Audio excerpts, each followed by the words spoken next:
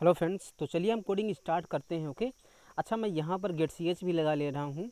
Gate C H मैं क्यों लगा रहा हूँ, कमेंट करके बताइए। अच्छा, मैं ये मान के चल रहा हूँ कि आप हमारे डेटा स्ट्रक्चर की हर एक पार्ट ज़रूर देख रहे हैं, क्योंकि मैं देखिए जो चीज़ें मैं पहले एक्सप्लेन कर चुका हूँ मैं वहाँ पर एक्सप्लेन नहीं करूँगा कि हम क्यों बार बार वही चीज़ को एक्सप्लेन करें। ठीक है, आई होप कि आपको इतना समझ में आ रहा होगा। अगर आप मेरे लेक्चर फॉलो कर रहे हैं और डेटा स्ट्रक्चर आपको सीखना है, आप पूरा शुरू से फॉलो करिए। मैं आपको गारंटी देता हूँ कहीं पर आपको कोई भी दिक्कत नहीं आएगी। ठीक, तो चलिए आज हम कुछ फंक्शन की कोडिंग करते हैं। ठीक है। अच्छा, एक बात बताइए कि जब भी हम पुश या पॉप ऑपरेशन करते हैं, जैसे इस केस में मान लीजिए हम पुश ऑपरेशन परफॉर्म कर रहे हैं, तो पुश ऑपरेशन परफॉर्म करने से पहले हमें ये तो चेक करना चाहिए ना कि कहीं हमारा ये अरे जो है ये फिल तो नहीं है। अगर फुल हुआ, अच्छा ये यहाँ पर मैं इसको हटा दे रहा हूँ, अगर ये फुल हुआ तो वो ओवरफ्लो की कंडीशन हो जाएगी, हम इन पुश नहीं कर सकते, है ना। सिमिलरली जब मुझे किसी भी एलिमेंट को पॉप करना है अपने इससे अरे से, स्टैक से, और अगर हमारा स्टैक इम्पटी है तो क्या हम पॉप कर पाएंगे? नहीं कर पाएंगे। तो वो हमारी क्या होगी? अंडरफ्लो कंडीशन हो जाएगी। तो ओवरफ्लो अंडरफ्लो कंडीशन हमें हमेशा चेक करना पड़ेगा जब भी हम पुश या पॉप ऑपरेशन परफॉर्म कर रहे हैं तब। तो मैं क्या करता हूँ कि मैं उसके लिए कुछ फंक्शन बना लेता हूँ, है ना। देखिए हर काम के लिए मुझे जितना भी हो सके उतना जनरलाइज हमें कोड लिखना चाहिए। तो मैं क्या करता हूँ, मैं एक फंक्शन बनाता हूँ जो ये चेक करेगा कि क्या हमारा स्टैक इम्पटी है, फुल तो नहीं है। और अगर फुल हुआ तो हम कुछ रिटर्न कर देंगे, जैसे 1 रिटर्न कर दिया। अगर अगर फुल नहीं है तो हम 0 रिटर्न कर देंगे। तो मैं लिखता हूँ इंट, और मैं चेक कर लिखूँगा इज स्टैक फुल। क्या हमारा स्टैक फुल है? और इसमें हमें क्या करना पड़ेगा? रिसीव करना पड़ेगा, है ना। Struct stack stack.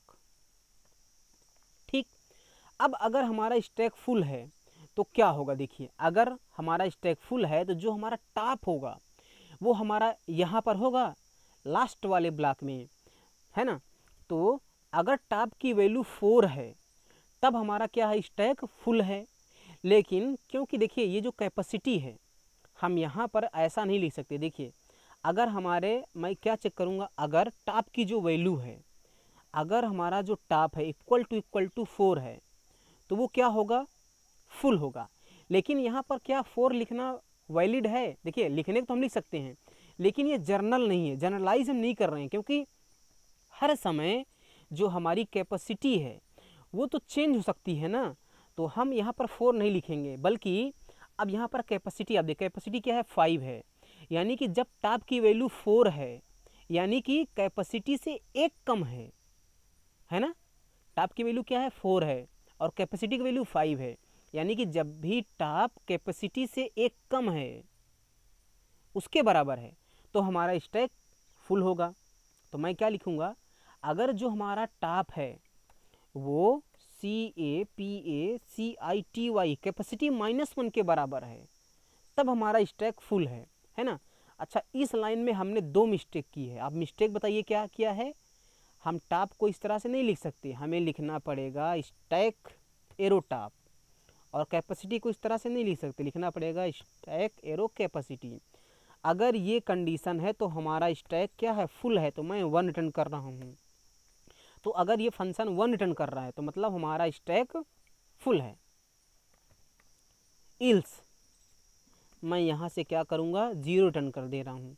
तो अगर 0 रिटर्न हो रहा है मतलब हमारा स्टैक फुल नहीं है। ठीक है।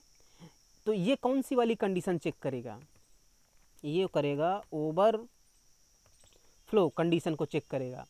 सिमिलरली चलिए मैं एक फंक्शन बना लेता हूँ अंडर फ्लो का। अंडर फ्लो मतलब अगर हमारा स्टैक इम्पटी है, देखिए स्टैक इम्पटी होने से मतलब क्या है कि स्टैक में एक भी वैल्यू नहीं है। देखिए स्टैक में स्पेस होना, स्टैक का खाली होना, स्टैक में स्पेस होना अलग बात है ना। और स्टैक का इम्पटी होना अलग बात है। इम्पटी मतलब एक भी एलिमेंट नहीं है, टॉप की वैल्यू -1 है। तो अगर टॉप की वैल्यू -1 है तो हमारा स्टैक क्या है? इम्पटी है। तो मैं लिखूँगा इज स्टैक एम्प्टी,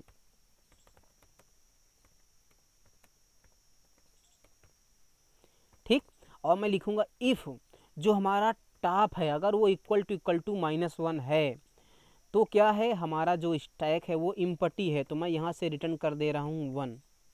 तो अगर 1 रिटर्न हो रहा है तो हमारा स्टैक एम्प्टी है, और अगर 0 रिटर्न हो रहा है तो हमारा स्टैक एम्प्टी नहीं है।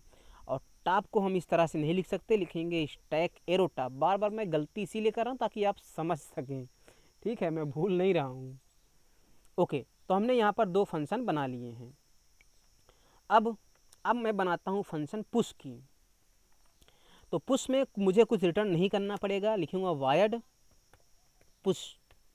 और मुझे क्या करना पड़ेगा, इसमें स्टैक अपना पास करना पड़ेगा। तो मैं लिखूँ स्ट्रक्ट स्टैक, स्टैक है ना। अच्छा, इस स्टैक का एस कैपिटल है, इसका सब स्मॉल है। ये स्टैक एक डेटा टाइप की तरह काम कर रहा है, ये स्टैक एक वेरिएबल है, पॉइंटर वेरिएबल है। और अच्छा, क्या वैल्यू पास करना है, क्या मुझे वो भी पास करना पड़ेगा? बिल्कुल, हम पास कर देंगे वैल्यू भी, है ना। अब यहाँ पर क्या करेंगे, तो सबसे पहले मुझे चेक करना पड़ेगा अगर हमारा स्टैक फुल है कि नहीं। तो मैं क्या करता हूँ, मैं इफ़ और उसी फंक्शन को कर लूँगा कॉल। कौन से फंक्शन को? इस फंक्शन को मैंने किया कॉल, और इस फंक्शन में मुझे क्या पास करना पड़ेगा, स्टैक पास करना पड़ेगा। और अब देखिए यहाँ से क्या रिटर्न हो के आएगा, अगर हमारा स्टैक फुल है तो 1 रिटर्न होगा, और अगर फुल है तो 1 रिटर्न हो गया आएगा। तो मैं यहाँ पर एक मैसेज देता हूँ प्रिंटफ। ये कौन सी कंडीशन होगी, overflow condition. Overflow condition push is not allowed हमने कर दिया, पुश इज नॉट अलाउड। हम इल्स में आ जाएंगे, और अगर खाली है तो हमें क्या करना है, इन पुश कर देना है। और पुश करने की सबसे खास बात हमने क्या बताई थी, सबसे पहले आपको टॉप को इंक्रीमेंट करना है ना। तो हम टॉप को क्या करेंगे, इंक्रीमेंट करेंगे। और टॉप को हम ऐसे नहीं लिख सकते, हम लिखेंगे स्टैक एरो टॉप। टॉप में हमने इंक्रीमेंट कर दिया, अब जैसे इंक्रीमेंट हुआ तो हमें वैल्यू रखनी है। अब वैल्यू रखने के लिए हमें इस अरे को एक्सेस करना पड़ेगा, और अगर हमें इस अरे को एक्सेस करना है तो हमें इस ARR को एक्सेस करना पड़ेगा। इस ARR को एक्सेस हम कैसे करेंगे, स्टैक का यूज़ करके। तो हम जब लिखेंगे स्टैक एरो ARR, मतलब हमने ARR को एक्सेस कर लिया, और इस ARR में क्या है, उस अरे का बेस एड्रेस।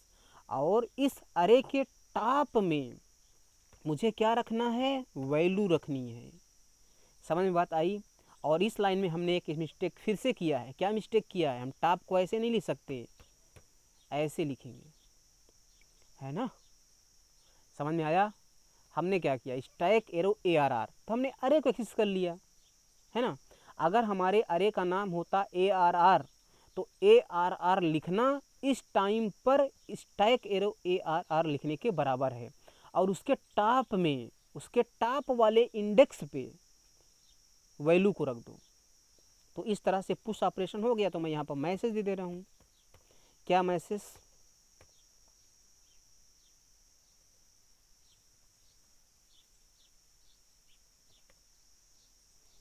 एलिमेंट या लेट से वैल्यू, वैल्यू पुश्ड, ठीक है।